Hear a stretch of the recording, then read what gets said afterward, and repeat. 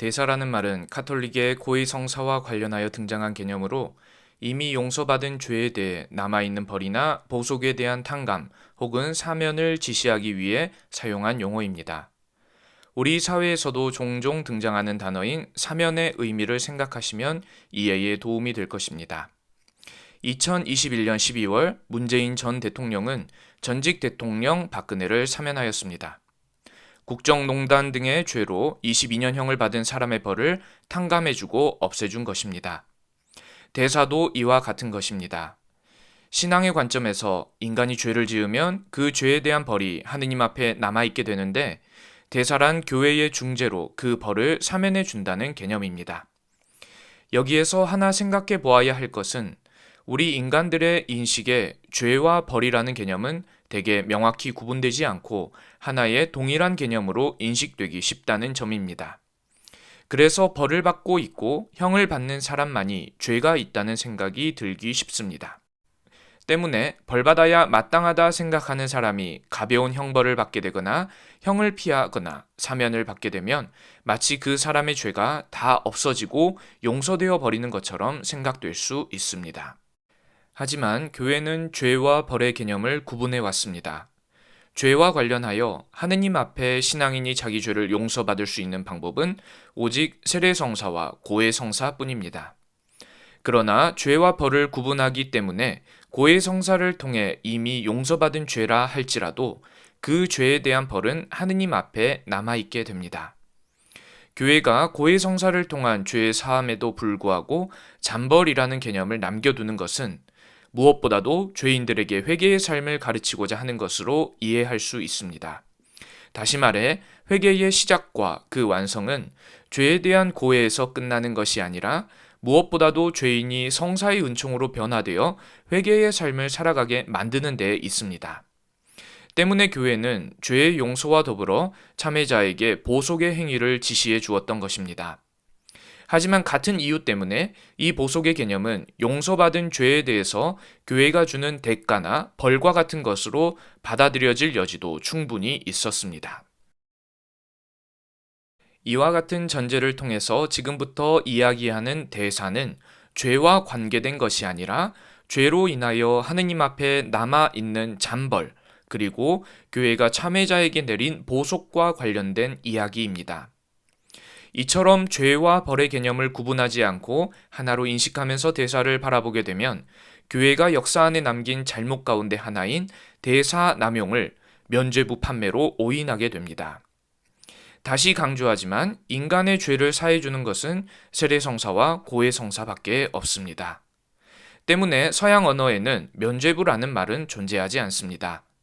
루터가 비판한 교회의 면죄부 판매란 교회가 물질적 이익을 필요로 하여 발행한 대사를 남용한 사건입니다. 때문에 대사가 무엇인지 이해하면서 이러한 용어도 명확하게 정리해둘 필요가 있습니다. 가톨릭 교회는 트리엔트 공의회 제25차 회기를 통해 대사에 관한 교령을 발표하면서 대사의 중요성을 유지하는 한편 기존의 대사를 얻기 위해 자행된 모든 금전 유통을 완전히 폐기하기에 이릅니다. 그럼에도 대사가 시작된 역사를 살펴보면 대사의 수요는 처음부터 참여자들이 교회의 필요성에 응답하게 유도한 금전적인 봉헌과 자선, 헌금과 관련된 행위였음을 이해할 수 있습니다.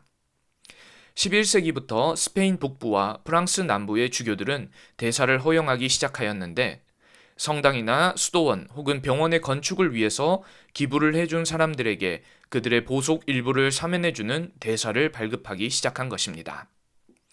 사실 당대 고해성사의 관습에는 지은 죄의 목록에 따른 보속의 방법과 기한 등을 정확히 정해둔 매뉴얼 책까지 존재할 정도로 보속의 시행은 매우 엄격하였습니다.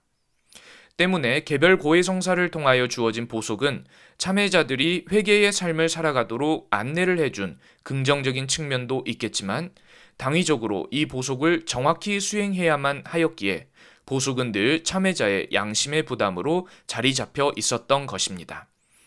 또한 생각하기에 따라서 보속 자체가 교회가 주는 일련의 처벌로 받아들여질 수도 있는 것입니다.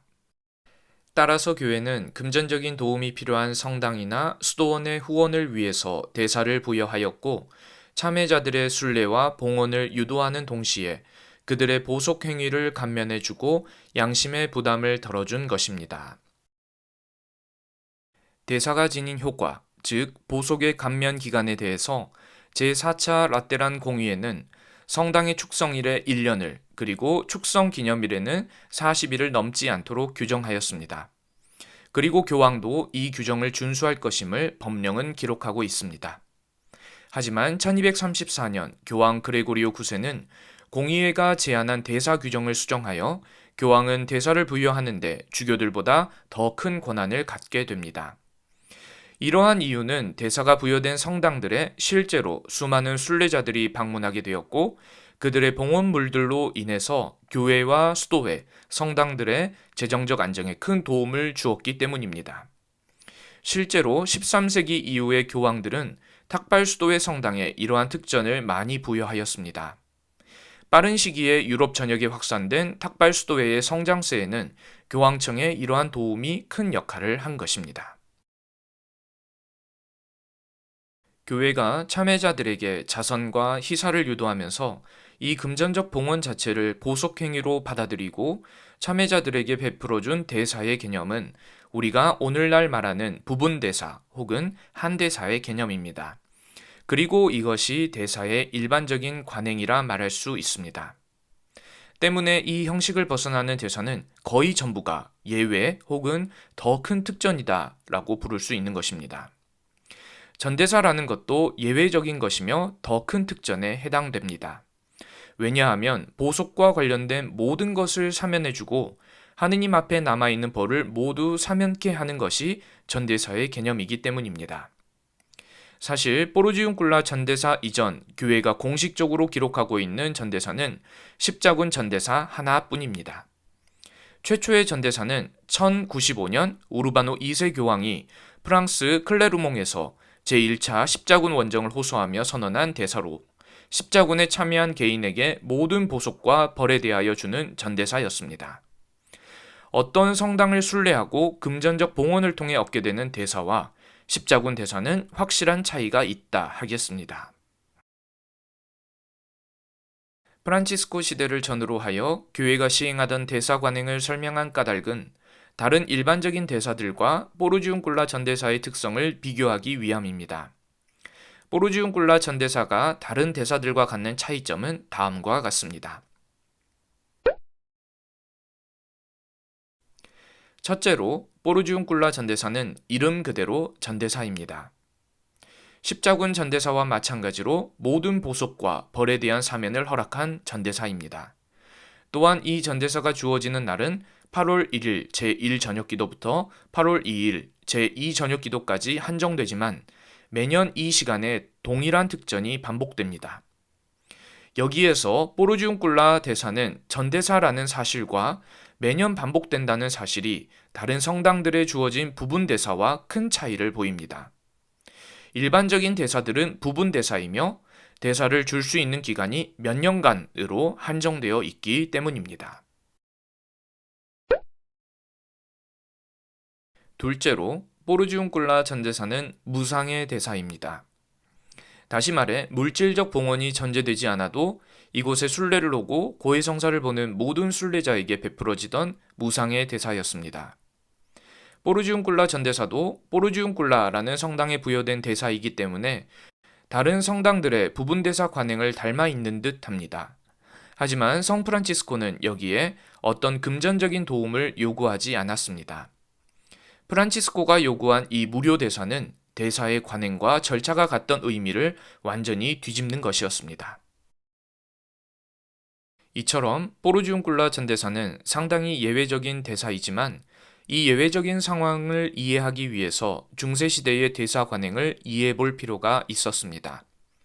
분명 대사에 관한 가르침은 오늘날에도 유효하며 대사란 교회가 신자들의 더 나은 신앙생활을 위해서 자신의 중재 역할을 다하는 하느님의 특별한 선물로 이해할 수 있습니다. 그러나 과거의 교회의 대사 관습은 남용과 폐단을 낳았고 이것이 종교개혁으로 교회가 분열하게 되는 하나의 원인이 된 것도 사실입니다.